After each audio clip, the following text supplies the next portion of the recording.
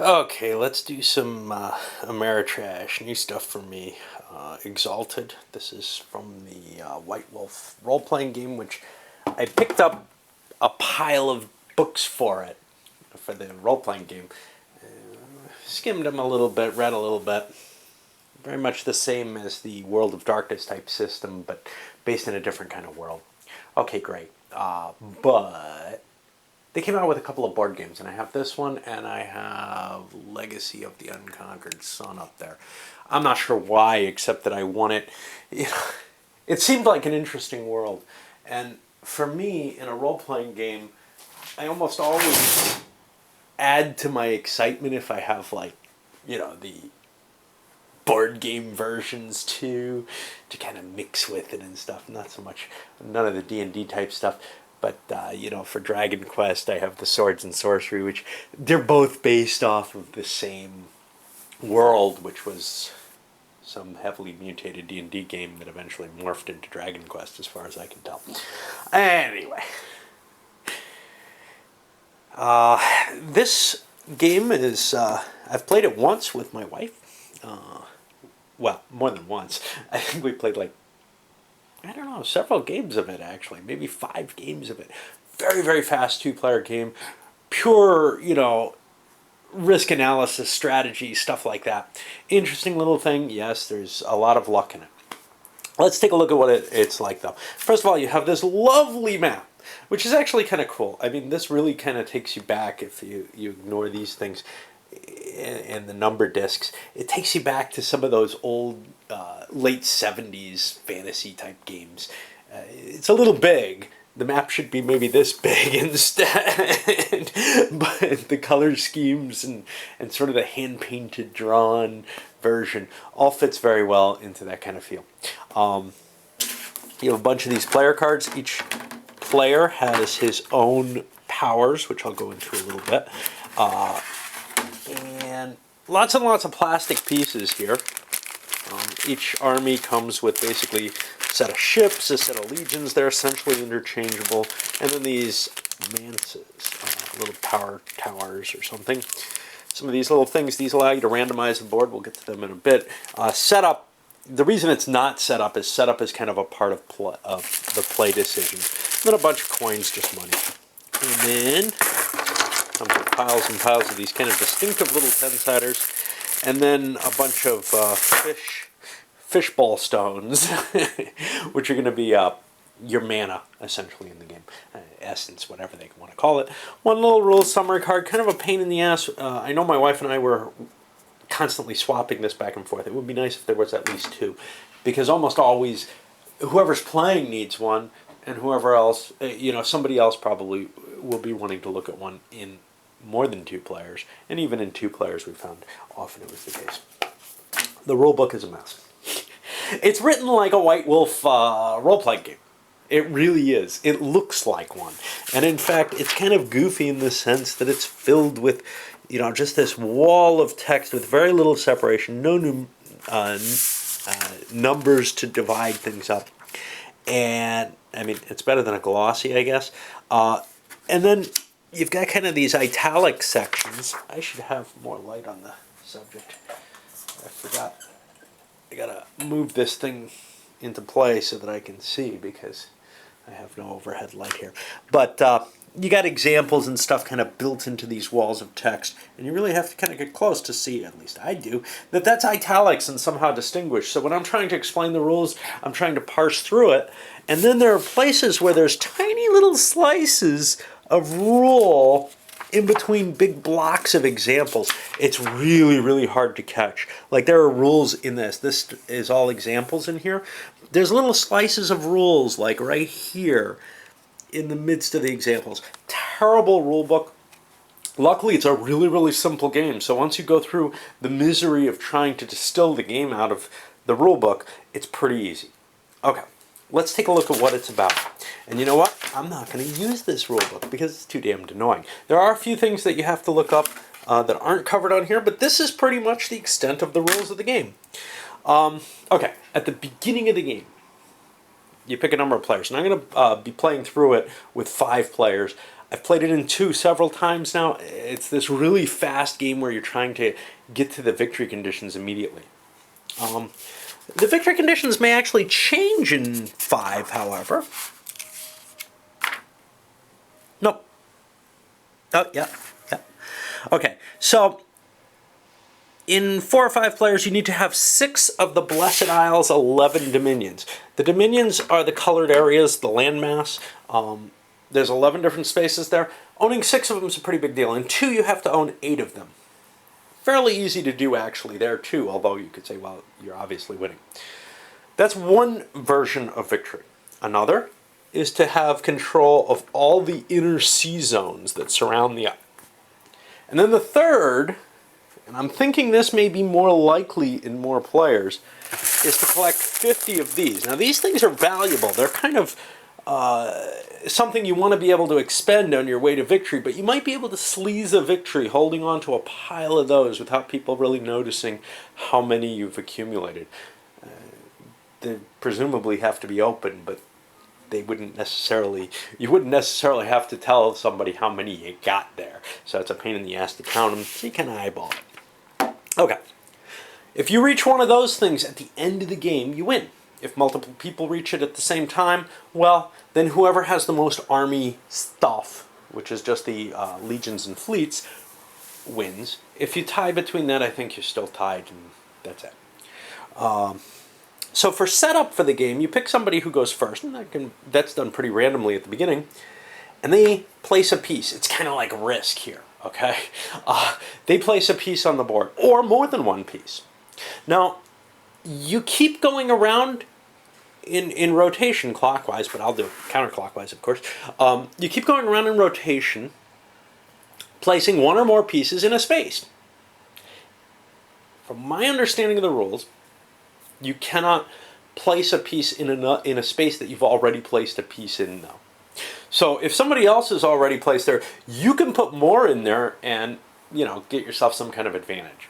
But if you've already placed pieces and somebody else goes in there, you can't reinforce yourself. That ends up being less important than I thought, but we'll see. I thought that was kind of a clever thing where, and in 2 you end up kind of spacing it out and only putting one piece each for the longest time because you don't want to, I don't know. Okay, so then you start play. And the person with the most areas under their control has to go first, and then you go clockwise from there. And if there's a tie, I guess you roll off or something. And the first thing you do is you draw, and there's a couple of decks of cards in this game. 2 decks to be exact. Let's fill them out. We have charm cards. These are so this game kind of reminds me of Cosmic Encounter. These are almost like a deck of flair cards. These are things that have permanent usefulness, but they're going to have a cost to them. And then you have these event cards. Now in your draw phase, you're allowed to draw an event card. And you get this automatically. And these will be, one-time use advantages, usually in battle, but maybe in some other way. In 2 players, they're very powerful because some of them inhibit one particular player. You pick a player and you do something bad to them. In multiple players, those probably will be withheld until either you're about to win or somebody else is about to win, and use them for that, unless you can get some huge advantage off of using them that way. I believe you're allowed to play as many of these as you like in the course of a turn. However, in any one action, you're only allowed to play 1 card. These charm cards are a little different. You're only allowed to play 1 of these per turn. You can have as many as you like in your hand, but you can only play 1 per turn. They also come with a cost. You must pay one of your little essence counters in order to play one of these. It doesn't get discarded, though. It's just played. It has its effect, and these aren't usually permanent effects. Sometimes they're just one-shot effects that affect 1 battle or whatever, or plink off 1 enemy unit. It has its effect, and then you'll get it back next turn. These also are limited to only 1 per player per action, but that doesn't make a lot of sense because, well, you're only allowed 1 per turn anyway. There's an exception to that, which is that they each have a color associated with them, which means if you're the player of that color, you can play them for free. You don't have to pay a thing. But That just means that you're not expending your essence tokens. Okay, let's jump back to the draw phase though, because how do you get these? You're allowed to buy these during your draw phase for 3 of those essence tokens. And then, after you buy them, you're allowed to discard up to 1 of them.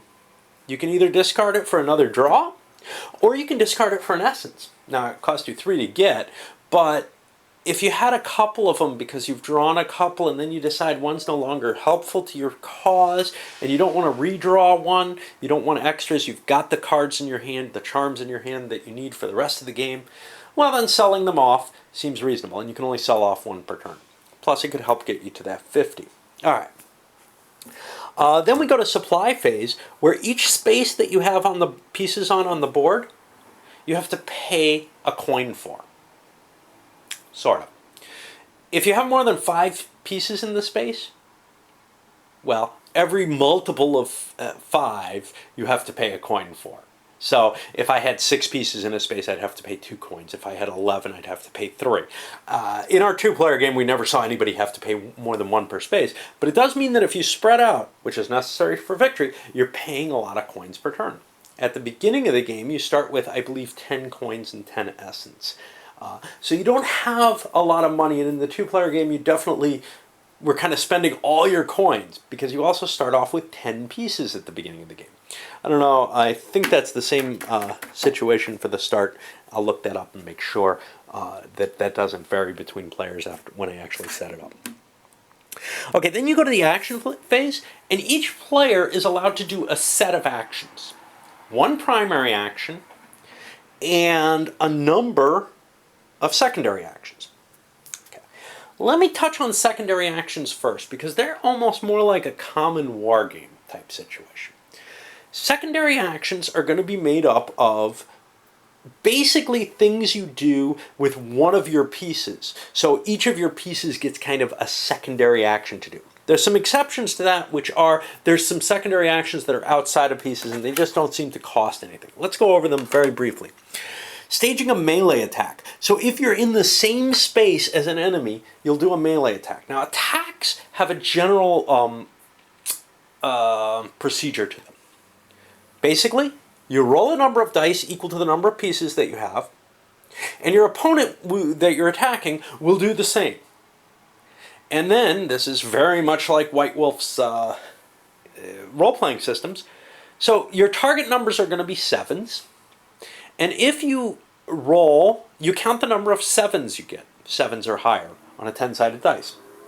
10 zeros or 10s on these dice, and they're actually bonuses. So you count the number of 7s or better that you get, and you have to exceed the opponent with them. So if I melee you, I will be rolling a number of dice equal to my melee ability, and the defender will be equal to the number of units I have, and my defender will be rolling a number of dice equal to the number of units he has. And if I get more hits than he got, I cause damage to him for the difference between. So if I cause 2 hits and he causes none, I do 2 hits to his units, 2 of his units die. Okay? If you roll 10s, they count as 2 successes either way. Now the defender can't hurt the attacker. If I melee you, you're not going to hurt me. So that's kind of a weird situation. I was kind of hoping it wouldn't go that way, but it works out well enough. There's an exception to all of this, or an addition to all of this, which is you have each power, or each player, has several ratings. Sorcery, archery, melee, and shielding. Okay, so let's take the melee example here, because it's actually one of the more complicated. The number here indicates the number of extra dice that this player can buy when he's involved in attacking in melee. He can buy 2 extra dice. Each one costs an essence counter. He spends the essence, he gets the extra dice, he rolls them, more of a chance of hurting the opponent. Likewise, shielding counts as your defense against either melee or missiles. Sorcery, both attacker and defender use the same rating for this. So if the attacker is using sorcery, the defender also uses sorcery to determine how many extra dice he can buy. Now, in the plays that I had, usually you weren't in a position where you really wanted to spend the full amount there because there were enough attacks going on. But that may be indicative of the 2-player game. Maybe in the multiplayer game, there'll be less combat going on. per player's turn. Okay. The second thing is moving legions or ships from one dominion or zone to another as long as there are no opposing forces in either region. Which is to say, I can move into and out of regions freely using secondary move, one to an adjacent region. Now that tires them out. That uses that unit's secondary move, just like attacking would use that unit's secondary move. But I can't leave a region that has enemy units, and I can't enter a region that has enemy units. That's something different. That's a primary action. Raising a single new legion in a dominion. Now, the way this is written, it sounds like you can only build one legion. Nah. The rules seem to be clearer about that. Some example or something in the whole muddled set seems to indicate that you can do this as many times, or exception. Something seems to indicate that you can do this as many times as you like during your turn. So any regions I control, I can raise new legions in for $3 each, 3 coins each. And you can't raise anything at sea. Okay? Now let me touch back to movement for a moment. If I want to move from land to sea or sea to land, it's allowable. But we have two different kinds of units. We have ships, which are only allowed to be at sea, and legions, which are only allowed to be at land. A ship can land on an adjacent land area and turns into a legion automatically. If a land unit wants to move out to sea, I think it has to pay 1 coin, and that is charged against every... I pay 1 coin, and as many legions as I like convert into ships for that 1 coin. Okay.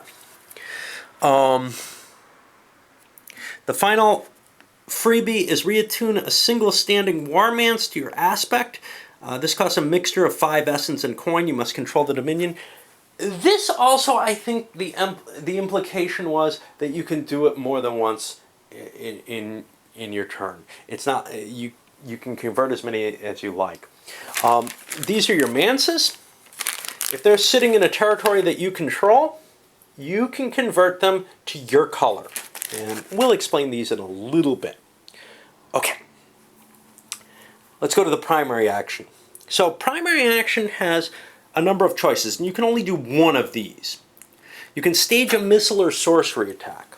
Now, these are attacks that work just like the melee attack, sort of, except they use these different values. So a missile attack the attacker uses his missile rating for how many extra dice he can buy. The defender uses his shield rating. For sorcery, the attacker and the defender both use their sorcery rating for how many extra dice they could add in with essence points. Okay. There's more restrictions, though. Melee is only done when you're in the same space as someone.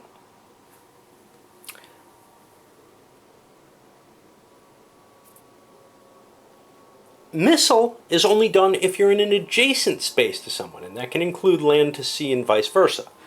Sorcery is only done if you're exactly 2 spaces away. So, from here to here would be a sorcery possible attack. But you can't kind of try to cheat that. I'm trying to see an example. I couldn't say go from here and say 1, 2, because I'm also adjacent to it.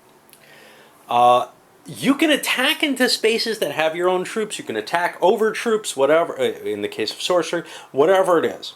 You just can't fire them off if the enemy's too close to you, if the particular enemy you're shooting at is too close to you. There's an additional restriction, which is, I believe you cannot fire missiles or sorcery if you're in the same space as an enemy unit. You're paying attention to that enemy. They're too close to you. Fair enough. Second is move any number of legions or ships from a dominion or zone that contains another player's legion or ships. So if you want to move into, out of, or both areas that have enemies, that has to be your primary action. And you can only do one of them. You can move all the units into or out of a specific space, but, well, out of one space and into another. You can also, as a primary action, and we never saw this happen in 2 players, raising a Warmance in a dominion. This will cost you 8 essence and or coin mixed up, any mixture you like. And you do this in a land area that you control. And the advantage of that is it's going to improve your economic production from those areas. Okay, so everybody takes their action phase, and then we come to a treasury phase where everybody gets to count. I haven't covered everything about the supply phase. I have to jump in on a moment back to that. So for the supply phase, jumping back to that. Like I said, you have to pay coins, basically 1 per area that you have stuff. Okay. If you don't have enough coins to cover all your areas, you don't pay anything, but you lose your primary action that turn. That can be a real bone, but it can also be a bonus in the sense that you could build more troops in areas you control that you wouldn't have been able to build otherwise, and increase your defenses because you didn't have to pay any support cost. Okay, let's jump back to the treasury phase. So for every area you control, for every area on the map, there's going to be one of these numeric discs. And it's placed kind of in this circle here. And this is a way of kind of randomizing the map a little bit. Those get shuffled and added each time. The C discs are always the same. They produce 0 essence and 1 money if they're outer C zones, which basically don't matter other than this. This is if you control it at the end of the turn.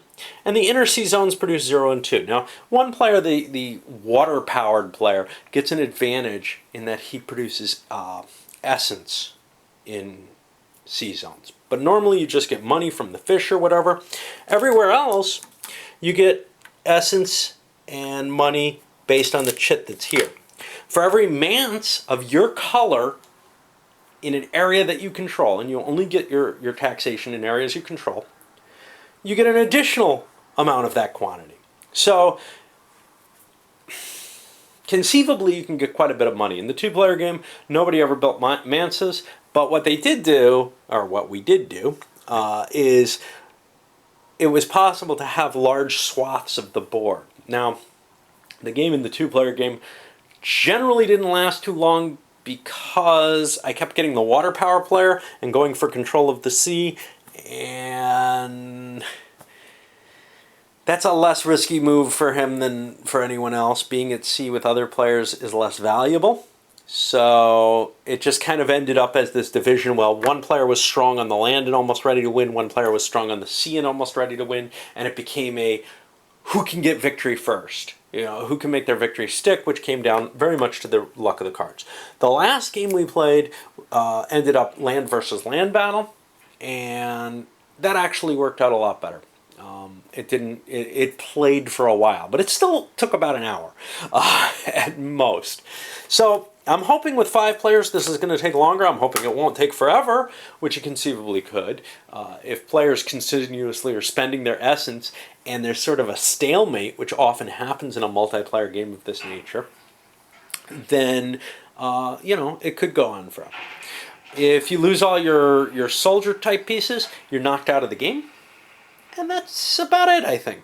All right, we'll get to playing and see how it works out solo.